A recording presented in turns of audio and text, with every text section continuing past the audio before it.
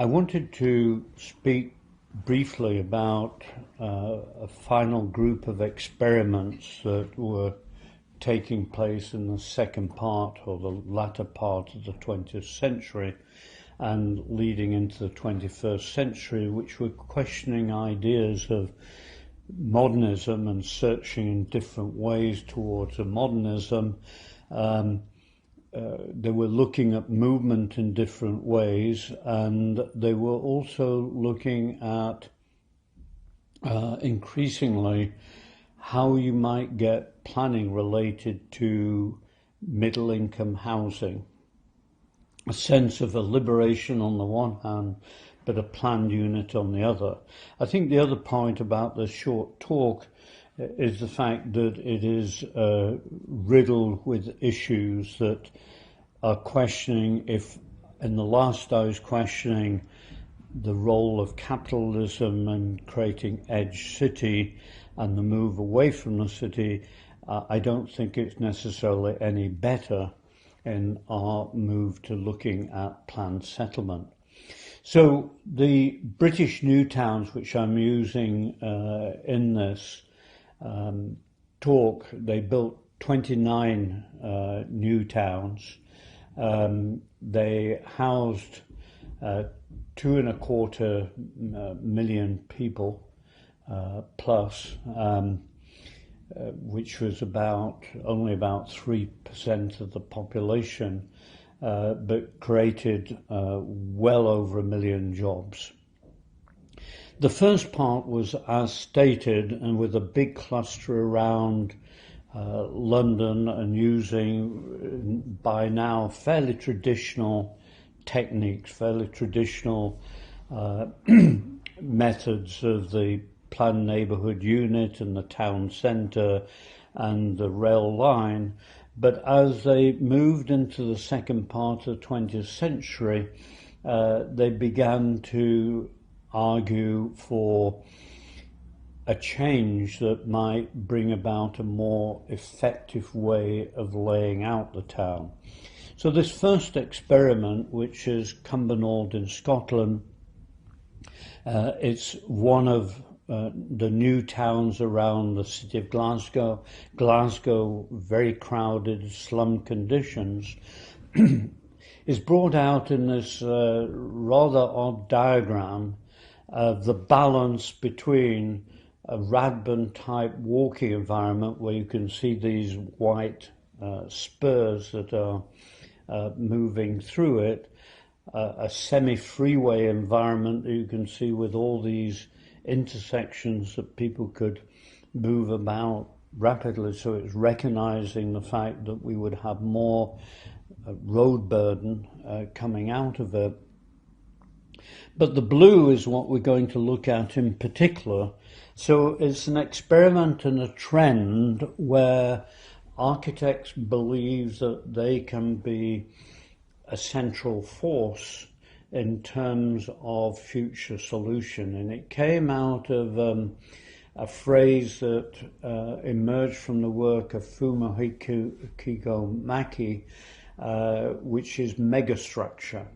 So what we're seeing in the blue is a roadway structure of everything being serviced, and you could put the town centre that's actually on a ridge over the top of this. The housing is a combination of rationalised traditional housing all around walkways. So here again, you're seeing an entirely minimal unit, most are prefabricated framing and window units that move through the town with play areas, schools that are integrated in this walking network. So this is by now, as we're moving into the 1960s, pretty well developed. You could see a pattern here that's very similar to what we saw in the early new towns. This type of solid architecture is particularly Scottish in nature.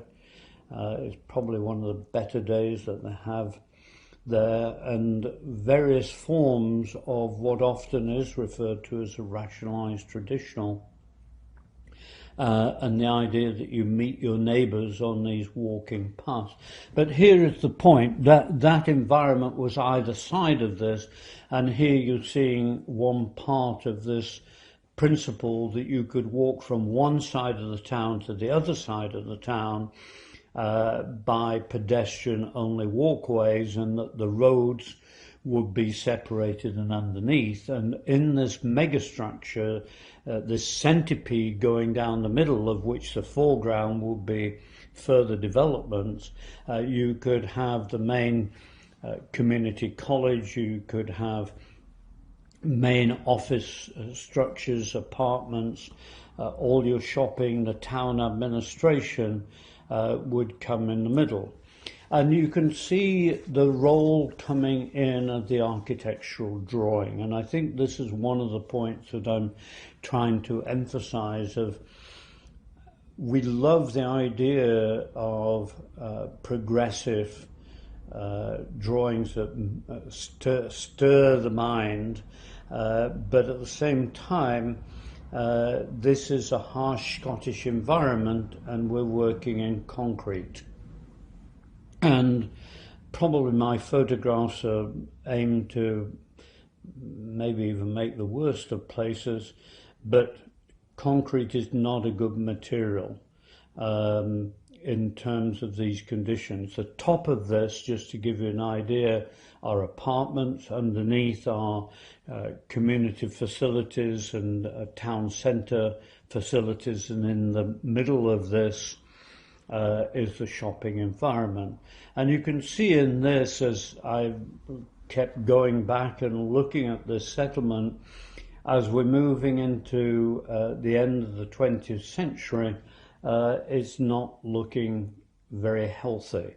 And I think there is a first principle: be very careful about what you're experimenting with, particularly if it is very much in the public eye, and particularly where everybody was encouraged to walk into their shopping and to meeting people in the middle of this. So their first move was to try painting it, and you can see this is particularly unfortunate. And when you begin to get this, you begin to get vandalism, you begin to get it no-go areas. I don't want to walk through here, I don't feel good about it. So we've got to be very careful about places where people walk and the quality. You can begin to see people have strewn trash around here, and it's beginning to look worse.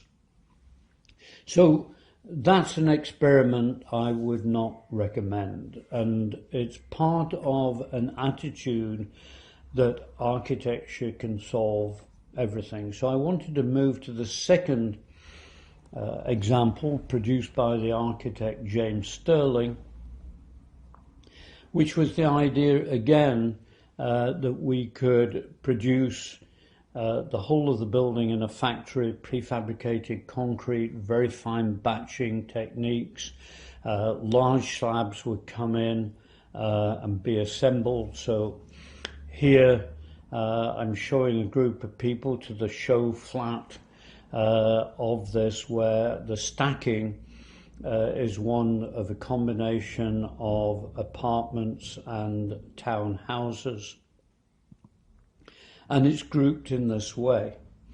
So the role of the architect becomes very important in this. You can see a lot of ideas that were emerging at the time. For example, look at the inset colour, which is indicative of a trend towards a type of architecture that's almost based on the principle of containers, linked with the idea that concrete is a very beautiful material, linked to the idea of these footbridges, and you have a limited amount of garaging underneath.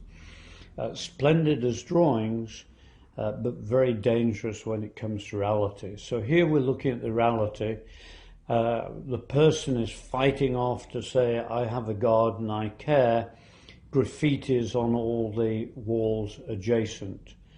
the area begins to start getting boarded up. People don't want to live there, which is creating a very negative aspect. Walking across this bridge, people urinate in the corners. It's a hostile area, particularly at night.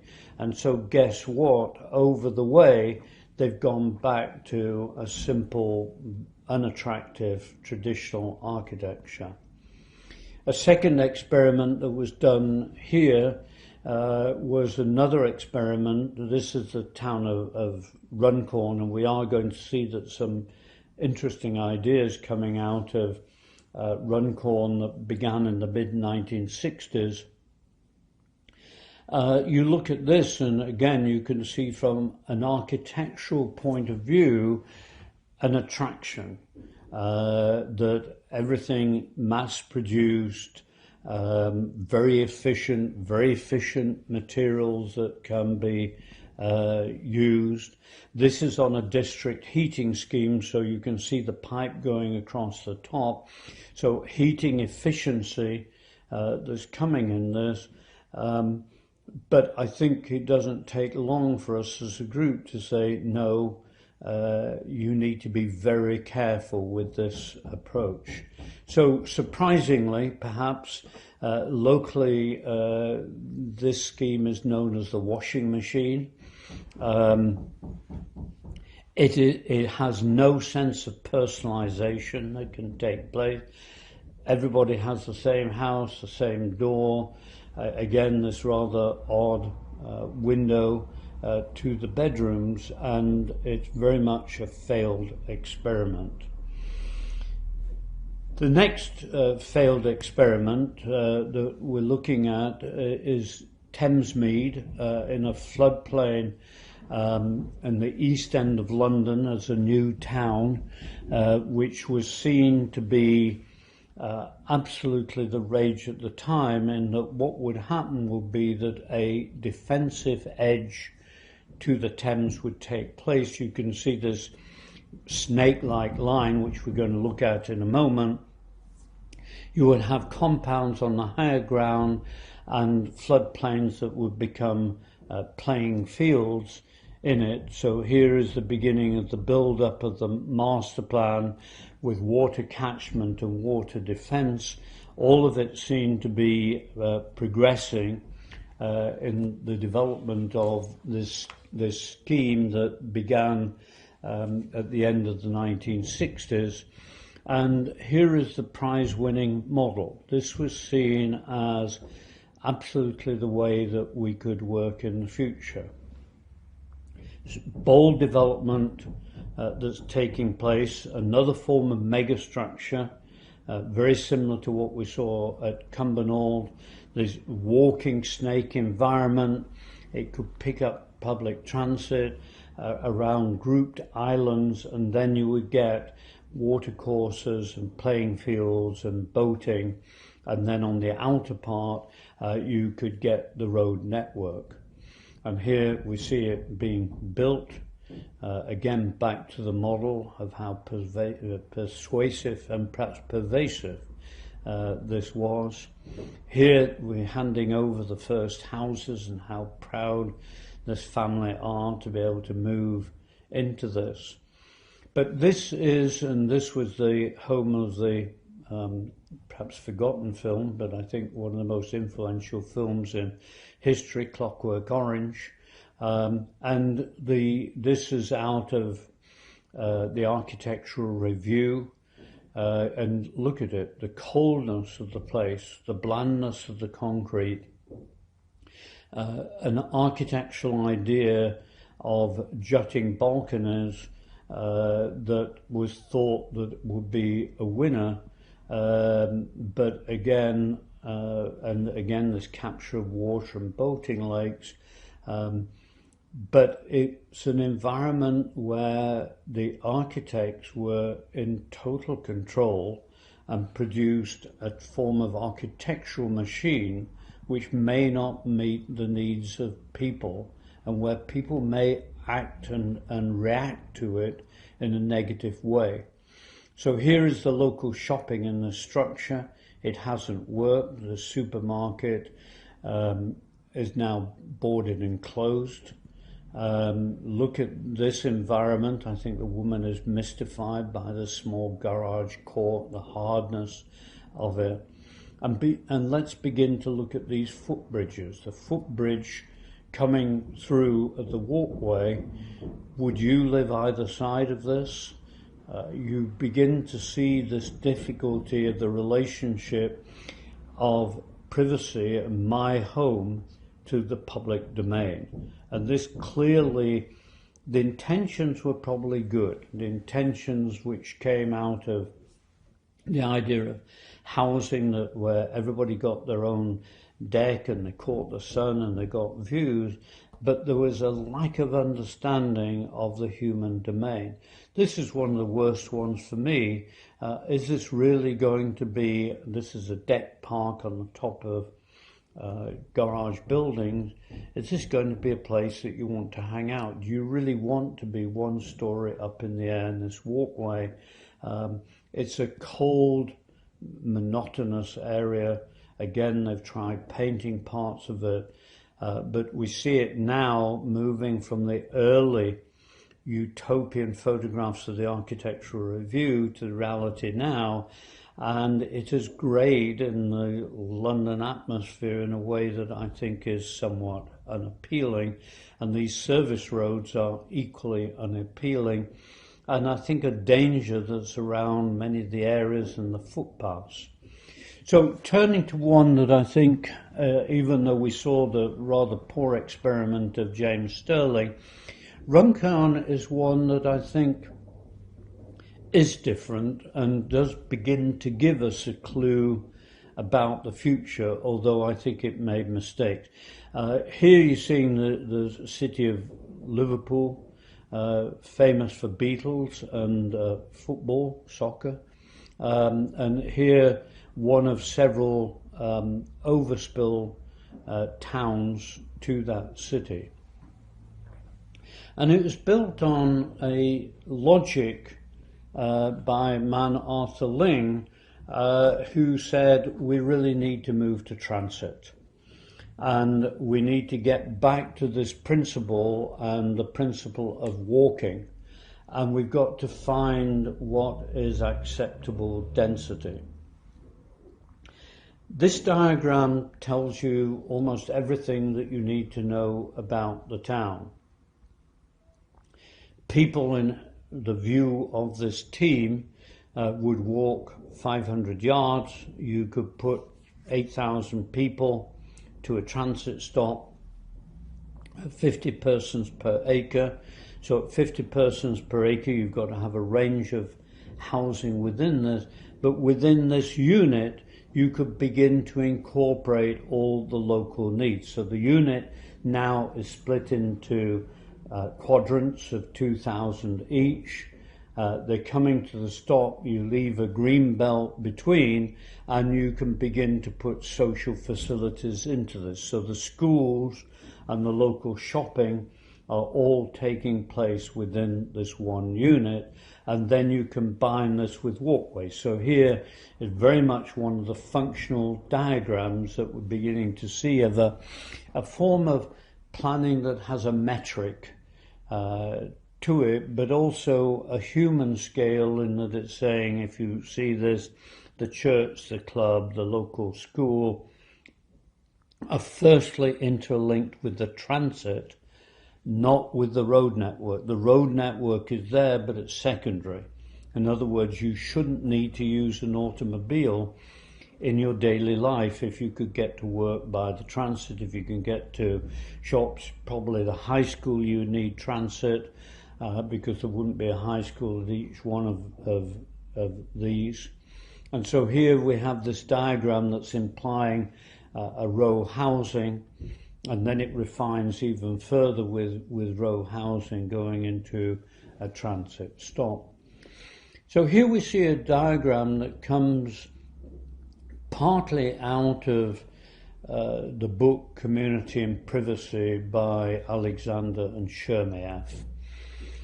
With this, there's one further step of removal, which I think when we are looking at interesting and progressive 21st century work, you will go back and remember this diagram because I think it's a clue.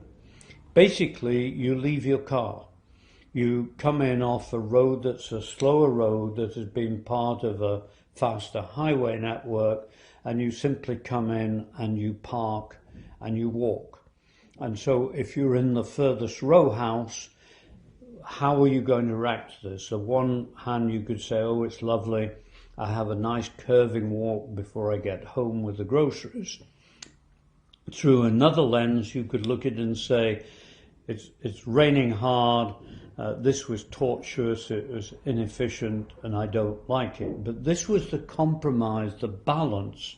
And this is why I think that this is a very interesting diagram. The diagram is trying to cement together the idea of a row housing. Everybody has a front yard, a backyard. It is a landscape setting. The attraction is the walk to the transit stop, and it's putting the car into a secondary position. We then come to the mega diagram, which is this, which has got an attraction to it, but also an issue. Essentially the town, and it's interesting for you to go there today because this has all been built and complete. It is a figure of 8. And so the figure of 8 is one which is based around each one of the blocks that you see in the top diagram going to transit centre is 8,000 people that are making this up. And the transit is doing two things. One is that it is coming into a blob in the middle, which is the major centre, the town centre, but the other is that it's taking you to the industry, to the workspaces, and that the workspaces can dovetail also into the expressway. So you're seeing a balance in a way between the living unit, the rail hub, the town centre, the industry and the expressway.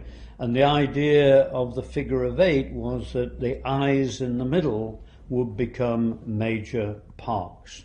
So here you begin to see this building up as a diagram, moving according to existing environments that are there. So there is a major ship canal that's going down one side of it, again very attractive to some industry, the railway network that's attractive to industry.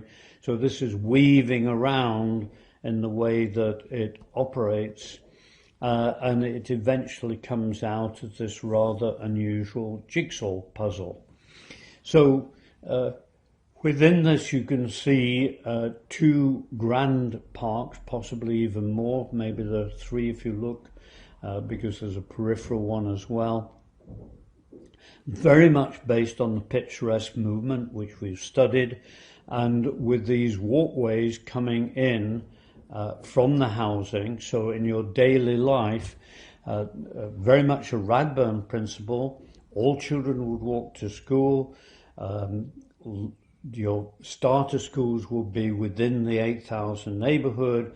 Then you might only need to go 2 stops down the transit line, you'd be at high school. All the schools could access the parks.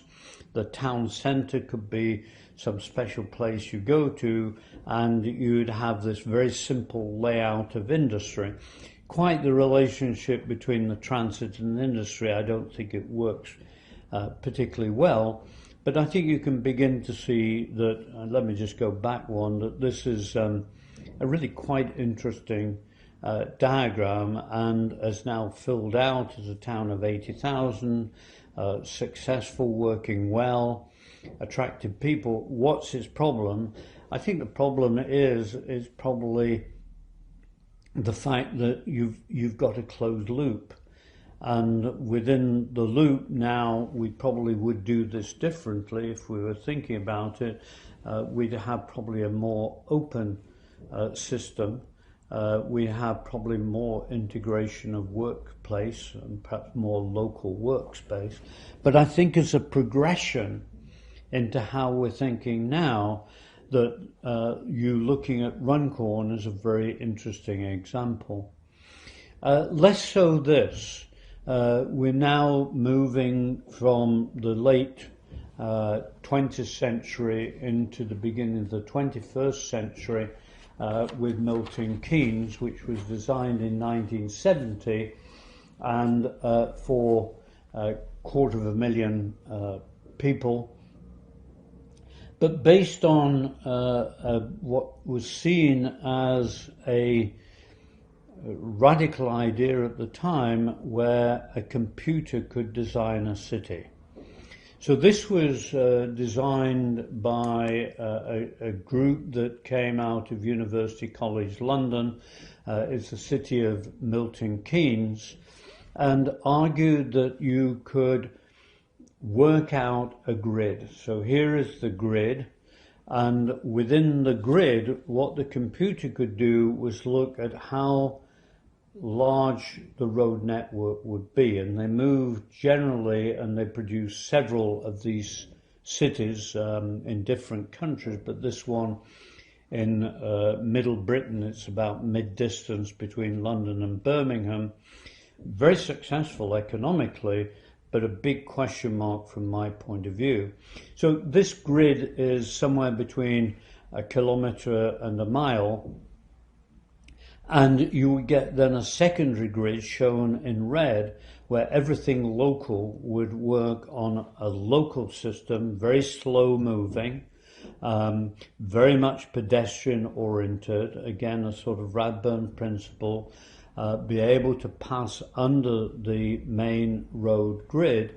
And their argument was that you would have buses that would be the main form of public transport, and they would operate where the underpasses came. So you could have a local bus that could transfer, could go through this 1 mile, pick you up, then take you to the main stop, and that will be on the highway. So you could begin to link together a network that, when I'm talking about computer generation, you can begin to see the point. According to the density that you have in a particular location, it could begin to forecast how this might operate in terms of particularly schools, but to a certain extent shops. So you can see this build-up of first schools and secondary schools and middle schools that are occurring through this diagram of the network and where they would place the bus stops. And you could begin to then also forecast walking distances. So this type of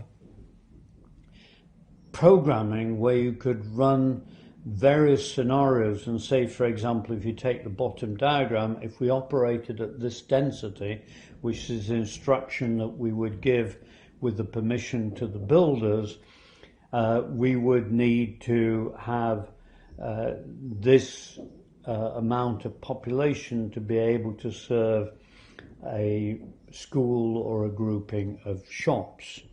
And so it went on in this way until you can do this for the entire city. So now we're looking at the entire city. If you count up the grids, you can see that these 1 mile grids are stretching over about an 8 mile coursing across the city in each direction. And the theory is that by distributing the industry and by distributing everything through the city, you would never get traffic congestion.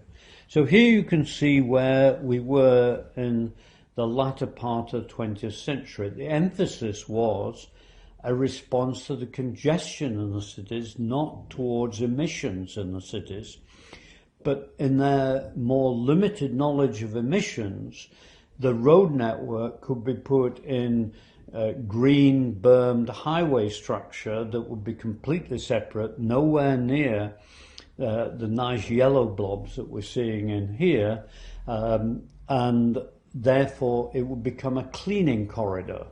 Now the science wasn't fully known. The science was known of how we moved, but less about air pollution. But the idea that you treat the city, that you had greening corridors, that was seen as being the solution. So here it began to build up this valley system. You're seeing the first parts of the building of this. And you could build quadrant by quadrant. You could farm out sites to private builders that would build up in this way. But you could have rules. So the rules were that firstly, they studied parks. Here we're seeing a whole series of historic parks that they said, well, we can build a park network. So here they've now transferred the parks into the river valley system. So again, coming out of Mac Haag's work, Design with Nature, all the river valleys are protected. And this is the type of diagram that would begin to see emerging. You see this still very largely as a planning method. You see it largely also in landscape architecture. This is a computer rendering as a type of sieve map that is laying and overlaying different criteria. So here is the issue. You look at this, it's very appealing.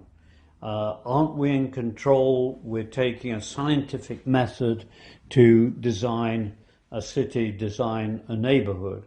On the other hand, what does it add up to at the end of it? Because we've taken out the human factor. We have had the mobility factor as human, perhaps, and we have got an environmental factor, but is it really making places that we want to live? Here is, they've made clay models showing how much water, how much green, huge number. If you look at the books on this, again, featured in all the journals, the leading teams of architects who wanted to work in this idea, because everybody got something. As a landscape architect, you've got wonderful areas to design. As a housing architect, you could do your own layout within this, and all you needed to do was to meet the general criteria. Oh, we think that this is going to be at this density and probably row housing, but it's a sort of smorgasbord where you had a great deal of independence. So I'm now looking at the housing, and you can see the difference between right and left, and the housing basically is dumped in a field. But the field is adding up eventually to becoming a quadrant of people living there. So here we've got an early scheme designed by the architect Rolf Erskine. The garage court, again, very much from the Radburn and the principle that we saw at Runcorn. All your garages are in a little covered area, and you come out to this very simple housing that's based on a walking environment and play spaces. So walking through here, you see this small hamlet, almost a mini settlement, but it's different. I mean, you're not looking at automobiles. You've got a nice garden. It's trying to spell community. We've got a bench out there. Note that I took the slide with no people in it. So here we've got a different one that's beginning to look at ways that housing could become expressive in different ways. So now we're moving into a row housing approaches and cluster housing of various types. It's really worth looking at this and the way that almost every housing enclave became its own experiment. Here we've seen something we all know very well, where for whatever reason priority at the bottom is given to the car, huge emphasis on cars, but you do get your deck and you do get your back garden in this. And finally, I think on this, I just wanted to mention the city centre. Originally, they weren't going to have one because the computer said, don't have a city centre, it's too much crowding.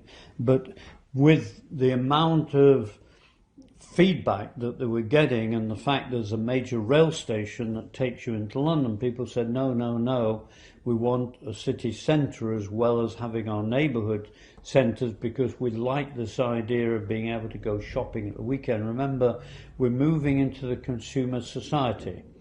So here this is laid out on Misesian principles. I think we would say that Mies relives in these diagrams that I've put together of an architecture centre which is a type of glass palace. And so it's around bottom right, these water gardens, and you walk down great malls, either inside or outside, with your cars parked in a sort of car park that's become a boulevard. I find it rather sort of cold in a sense and over-controlling, but I think it's an interesting way to look at the idea of future.